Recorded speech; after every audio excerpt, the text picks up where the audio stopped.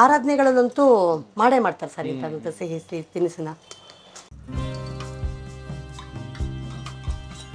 ನೋಡಿ ಇಲ್ಲಿ ಹಿಂಗಂದ್ರೆ ಈಸಿಯಾಗಿ ಹಿಂಗೆ ಸ್ಮ್ಯಾಶ್ ಆಗಬೇಕು.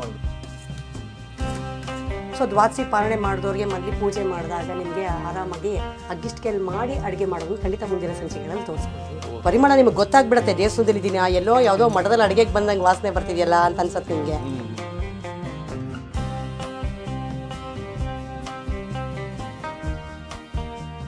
ವಾದಿರಾಜರ ಪ್ರಿಯವಾಗಿರ್ತಂಥ ಹಯಗ್ರೀವ ತಿನ್ನಲು ಸಿದ್ಧ. ಕೈ ಮುಗಿದು ನಮಸ್ಕರಿಸುವ ಒಂದು ಭಾವನೆ ಬರಬೇಕು ಅಂದರೆ ಈ ಥರದ್ದು ರುಚಿಗಳನ್ನು ಅವಾಗವಾಗ ಮಾಡ್ಕೊಂಡು ನಾವು ಸೇರಬೇಕು.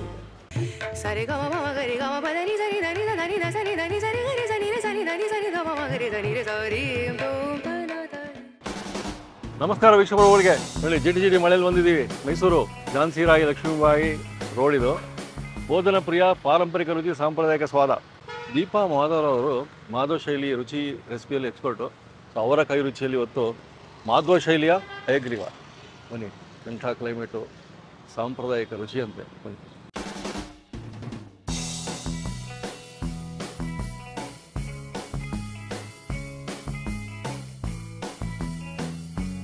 ಸ್ಪೆಷಲ್ ಆಗಿ ತೋರಿಸ್ತೀನಿ ಅಂದಿದ್ರಿ, ಮಾಧ್ವ ಶೈಲಿ ಹಯಗ್ರೀವ.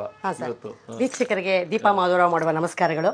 ಇವತ್ತು ನಮ್ಮ ಮಾಧ್ವ ಶೈಲಿಯ ಇನ್ನೊಂದು ಸಿಹಿ ಪದಾರ್ಥವನ್ನು ನಿಮಗೆ ಮಾಡಿ ತೋರಿಸ್ತೀನಿ, ಹಯಗ್ರೀವ. ಹಯಗ್ರೀವಕ್ಕೆ ಬೇಕಾಗಿರುವಂತಹ ಪದಾರ್ಥಗಳನ್ನ ಇಲ್ಲಿ ಇಟ್ಕೊಂಡಿದ್ದೀನಿ ನೋಡಿ. 1 ಬೌಲಷ್ಟು ಕಡಲೆಬೇಳೆ, ಎಷ್ಟು ಅಳತೆ ತೊಗೊಂಡಿರ್ತೀರೋ ಅದಕ್ಕೆ 2ರಷ್ಟು ಬೆಲ್ಲ. ಅಂದರೆ ಈಗ 1 ಬೌಲ್ ನಾನು ಕಡಲೆಬೇಳೆ ತೊಗೊಂಡಿದ್ದೀನಿ, 2ರಷ್ಟು ಬೌಲಷ್ಟು ನಾನು ಬೆಲ್ಲ ತುರಿದು ಇಟ್ಕೊಂಡಿದ್ದೀನಿ, ಪುಡಿ ಮಾಡಿ ಇಟ್ಕೊಂಡಿದ್ದೀನಿ. ಚೂರು ಜಾಕಾಯಿ ಜಾಪತ್ರೆ, ಚೂರು ಒಂದು 1/4 ಹೋಳು ಜಾಕಾಯಿ, ಒಂದು 3 ಎಸಳು ಜಾಪತ್ರೆ ಇದೆ. ಪುಡಿ ಮಾಡಿರತಕ್ಕಂತಹ ಏಲಕ್ಕಿ, ಕೊಬ್ಬರಿ ತುರಿ, ಗೋಡಂಬಿ, ದ್ರಾಕ್ಷಿ, ತುಪ್ಪ. ಹಯಗ್ರೀವಕ್ಕೆ ಇಷ್ಟು ಪದಾರ್ಥ ಇದ್ರೆ ಸಾಕು ಸಾಕು. ಹಾಂ, ಮೊದಲನೇದಾಗಿ ಈಗ ಈ ಕಡಲೆಬೇಳೆನ ಕ್ಲೀನಾಗಿ ತೊಳೆದು 3 ರಿಂದ 4 ಕೂಗನ್ನ ಕುಕ್ಕರಲ್ಲಿ ಕೂಗಿಸ್ಕೊಳ್ಳೋಣ. ಸರ್, ಕುಕ್ಕರಿಗೆ ಈಗ ಕೂಗಕ್ಕೆ ಇಟ್ಟಿದ್ದೀನಿ, ಅದು ಕೂಗಿದೆ, 4 ವಿಜಿಲ್ ಅದು ಕೂಲ್ ಆಗೋವರೆಗೂ ಈ ಬೆಲ್ಲದ್ದು ಹದ ಮಾಡ್ಕೊಂಡ್ಬಿಡೋಣ. ತೋರಿಸ್ತೀನಿ. ಬೆಲ್ಲನ ನಾನು 1:2 ಅನ್ನೋ ಪ್ರಪೋರ್ಷನೇಟ್ಲಿ ಇಟ್ಕೊಂಡಿದ್ದೀನಿ. ಇದನ್ನು ಚೆನ್ನಾಗಿ ತುರಿದು ಪುಡಿ ಮಾಡಿ ಇಟ್ಕೊಂಡಿದ್ದೀನಿ. ಇದನ್ನು ನಾವು ಶೋಧಿಸ್ಕೊಂಡ್ಬಿಡೋಣ ಸರ್.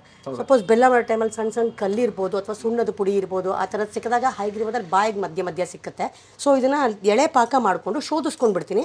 ಆಮೇಲೆ ಮತ್ತೆ ಬಾಣಲೆಗೆ ಹಾಕಿ ನಂಗೆ ಇಷ್ಟೇ ಹಂತ ತೋರಿಸ್ತಾ ಬರ್ತೀನಿ. ಒಂಚೂರು ಬೆಲ್ಲ ಕರಗಕ್ಕೆ ಬೇಕಾಗಿರೋಕ್ಕೆ ಒಂದು ಸ್ವಲ್ಪ ನೀರು ಹಾಕ್ತೀನಿ. ಸರ್ ನೋಡಿ, ಈಗ ಸಾಕಿದು. ಪಾಕ ತೆಕ್ಕೊಳ್ಳೋ ಅವಶ್ಯಕತೆ ಇಲ್ಲ, ನಾನು ಶೋಧಿಸೋಕ್ಕೆ ರಸ ಮಾಡ್ಕೋತಿದ್ದೀನಿ ಅಷ್ಟೇನೆ. ಇನ್ನೊಂಚೂರು ಆ ಗಂಟು ಹೋಗ್ಲಿ ಅಂತ ಕಾಯ್ತಾ ಇದ್ದೀನಿ. ನೋಡಿ, ಬೆಲ್ಲದ ಗಂಟಿದೆ, ಅದೊಂಚೂರು ಕರಗೋಗ್ಲಿ ಅಂತ ಕಾಯ್ತಿದ್ದೀನಿ. ಶೋಧಿಸ್ಕೊಂಬೋಣ ಕ್ಲೀನಾಗಿ.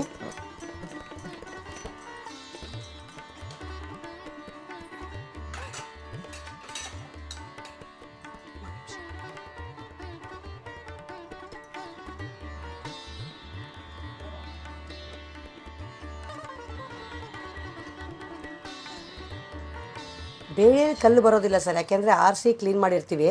ಸೊ ಬೆಲ್ಲದಲ್ಲಿ ಹೇಳಕ್ಕೆ ಬರಲ್ಲ, ಹಾಗಾಗಿ ಶೋಧಿಸ್ಕೊಂಡ್ಬಿಡೋದ್ರಿಂದ ಒಂದು ಚೂರು ನಿಮಗೆ ಕಲ್ಲು ಮಣ್ಣು ಬರೋದಿಲ್ಲ.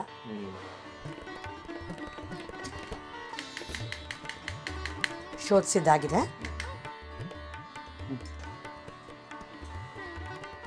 ಶೋಧಿಸಿರೋ ಬೆಲ್ಲನ ಇದಕ್ಕೆ ಹಾಕ್ತಾ ಇದ್ದೀನಿ.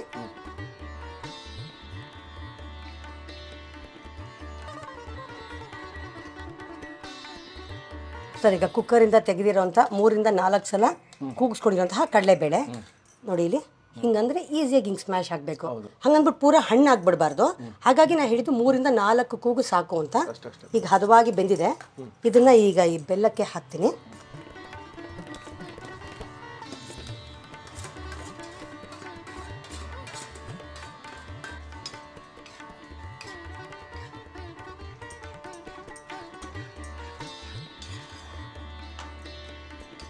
ಸರ್, ಎಷ್ಟೋ ಜನ ವೀಕ್ಷಕರು ಕೇಳ್ತಾ ಇದ್ದಾರೆ ಅಗ್ಗಿಷ್ಟಿಗೆಯಲ್ಲಿ ಅಡುಗೆ ಮಾಡಿ ತೋರಿಸಿ ಅಂತ ಅಂದ್ಬಿಟ್ಟು.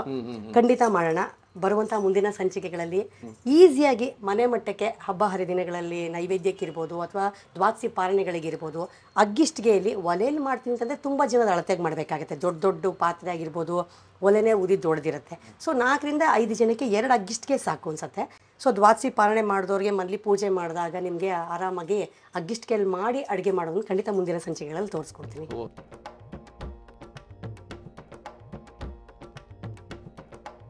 ಸರ್, ಇದನ್ನು ಬೇಯಕ್ಕೆ ಒಂದು ಕಡೆ ಬಿಟ್ಟಿದ್ದೀನಿ. ಪಾಕ ಜೊತೆ ಇನ್ನೂ ಅದು 5 ನಿಮಿಷ ಕುದಿ ಬರಬೇಕು. ಹಾಗಾಗಿ ಅದಕ್ಕೆ ಬೇಕಾಗಿರೋ ಒಗ್ಗರಣೆಗಳನ್ನ ರೆಡಿ ಮಾಡ್ಕೊಂಡ್ಬಿಡೋಣ. ತುಪ್ಪ 3ರಿಂದ 4 ಸ್ಪೂನ್ ಹಾಕೋತಾ ಇದ್ದೀನಿ. ಬೆಣ್ಣೆ ಕಾಯಿಸಿರೋಂಥ ತುಪ್ಪ ಮನೆದು.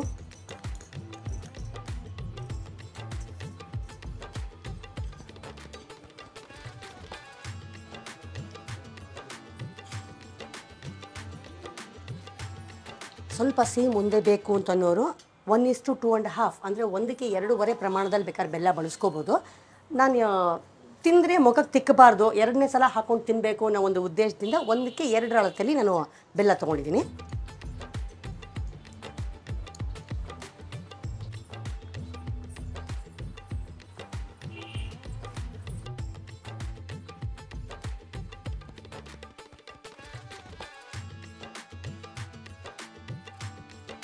ಇದಕ್ಕೆ ದ್ರಾಕ್ಷಿ ಗೋಡಂಬಿ ಹಾಕ್ತಾ ಇದ್ದೀನಿ.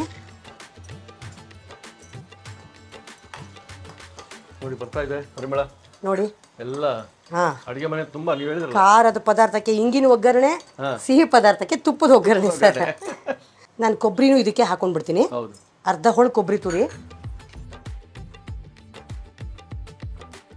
ಇನ್ನೂ ಬರುತ್ತೆ ನೋಡಿ, ಇನ್ನೂ ಪದಾರ್ಥಗಳೆಲ್ಲ ಸೇರ್ತಾ ನಿಮಗೆ ಅದರ ಪರಿಮಳ ನಿಮ್ಗೆ ಗೊತ್ತಾಗ್ಬಿಡತ್ತೆ. ದೇವಸ್ಥಾನದಲ್ಲಿ ಇದೀನಿ, ಎಲ್ಲೋ ಯಾವುದೋ ಮಠದಲ್ಲಿ ಅಡುಗೆಗೆ ಬಂದಂಗೆ ವಾಸನೆ ಬರ್ತಿದೆಯಲ್ಲ ಅಂತ ಅನ್ಸತ್ತೆ ನಿಮಗೆ. ಸರ್, ಇದು ನೋಡಿ ಆ ಬೆಲ್ಲದ ಪಾಕ ಜೊತೆಗೆ ಕಡಲೆಬೇಳೆ ಚೆನ್ನಾಗಿ ಹುಣ್ಕೋತಾ ಇದೆ. ಈಗ ಇದಕ್ಕೆ ಏಲಕ್ಕಿ ಪುಡಿ, ಜಾಕಾಯಿ ಜಾಪತ್ರೆ ಪುಡಿ. ಹಾಂ ಸರ್, ಅಷ್ಟೇ. ಜಾಕಾಯಿ ಜಾಪತ್ರೆ ಅರ್ಧ ಸ್ಪೂನು, ಏಲಕ್ಕಿ ಪುಡಿ ಅರ್ಧ ಸ್ಪೂನು.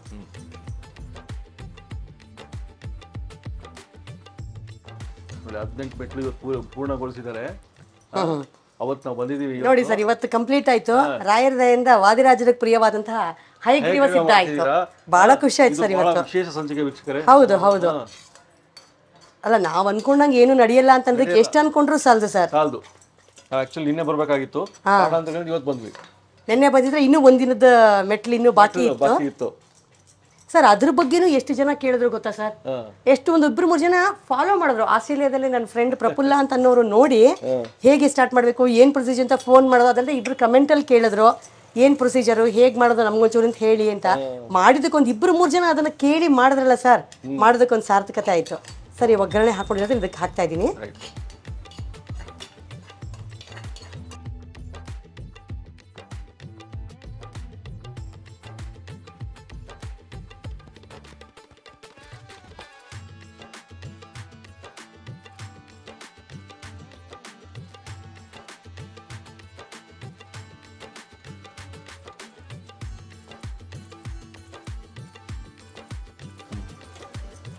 ಸರ್ ನೋಡಿ, ಒಗ್ಗರಣೆ ಬಿದ್ದಾಗಿದೆ. ಜಾಕಾಯಿ ಜಾಪತ್ರೆ ಏಲಕ್ಕಿ ಪುಡಿ ಎಲ್ಲ ಹದವಾಗಿ ಮಿಶ್ರಿತವಾಗಿದೆ. ಬೆಂದಿರೋ ಕಡಲೆಬೇಳೆ ಪಾಕದಲ್ಲಿ ಹದವಾಗಿ ಬೆಂದಿದೆ. ಒಗ್ಗರಣೆ ಮಾಡ್ಕೊಂಡಿರ್ತಕ್ಕಂಥ ದ್ರಾಕ್ಷಿ ಗೋಡಂಬಿ ಕೊಬ್ಬರಿ ಮತ್ತೆ ಬೆಂದಿರೋ ಕಡಲೆಬೇಳೆಗೆ ಹಾಕಿದಂತಹ ಜಾಕಾಯಿ ಜಾಪತ್ರೆ ಏಲಕ್ಕಿ ಪುಡಿ ಅಷ್ಟೂ ಸಂಪೂರ್ಣವಾಗಿ ಮಿಶ್ರಿತ ಆಗಿದೆ. ವಾದಿರಾಜರ ಪ್ರಿಯವಾಗಿರ್ತಂಥ ಹೈಗ್ರೀವ ತಿನ್ನಲು ಸಿದ್ಧ.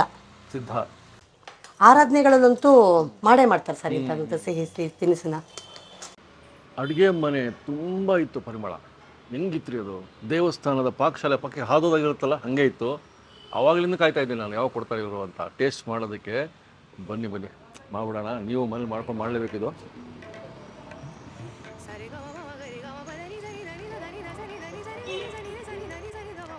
ಕೈ ಮುಗಿದು ನಮಸ್ಕರಿಸೋ ಒಂದು ಭಾವನೆ ಬರಬೇಕು ಅಂದರೆ ಈ ಥರದ್ದು ರುಚಿಗಳನ್ನು ಅವಾಗವಾಗ ಮಾಡ್ಕೊಂಡು ನಾವು ಸವಿಬೇಕು. ಎಲ್ಲ ದೇವಸ್ಥಾನಗಳು ನೀವು ವಿಸಿಟ್ ಮಾಡಿರೋದು ಎಲ್ಲ ನೆನಪಾಗ್ತವೆ, ಪ್ರಸಾದ ನೆನಪಾಗ್ತದೆ. ಮಹಾರುಚಿನೇ ಅನ್ಬೋದು ಇದು. ನೋಡಿ, ನೀವು ಹೇಳ್ತೀರಿ ಹಯಗ್ರೀವ, ಹಯಗ್ರೀವ. ಪ್ರತಿಯೊಬ್ಬರಿಗೂ ಒಂದು ಕಲೆ ಇರ್ತದೆ. ಅದರಲ್ಲಿ ದೀಪಾ ಮಾಧವ ಹತ್ರ ನಾವು ಬರೋದೇ ಅವರ ಅಡುಗೆ ಕಲೆಗೋಸ್ಕರ ಅಂತ ಹೇಳ್ತಾ ಇದು ನಮಗೆ ಅದೃಷ್ಟ ಇದ್ದರೆ ಹಬ್ಬ ಹರಿದಿನ ಟೈಮಲ್ಲಿ ಬಂದರೆ ಇಲ್ಲಿ ಅಪರೂಪಕ್ಕೆ ಸಿಗುತ್ತಂತೆ. ಅದಿಲ್ಲದೆ ರೆಸಿಪಿ ಇದೆ, ಮನೇಲಿ ಮಾಡ್ಕೊಳ್ಳಿ ಹೇಳಿ. ಇನ್ನೂ ಅದ್ಭುತವಾದ ರೆಸಿಪಿ ಮಾಡಿ ತೋರಿಸಿ ಅಂತ ಹೇಳಿದರು ದೀಪಾ ಮೇಡಮ್ ಅವರು. ಸೊ ಅದಕ್ಕಾಗಿ ಮತ್ತೆ ನಮ್ಮ ವಿಸಿಟು ಚಾಮುಂಡಿಪುರಂ ಝಾನ್ಸಿ ಲಕ್ಷ್ಮೀಬಾಯಿ ರೋಡಿಗಿರ್ತದೆ. ಮುಂದಿನ ಸಂಚಿಕೆ ಮತ್ತೆ ಸಿಗೋಣ. ನಮಸ್ಕಾರ.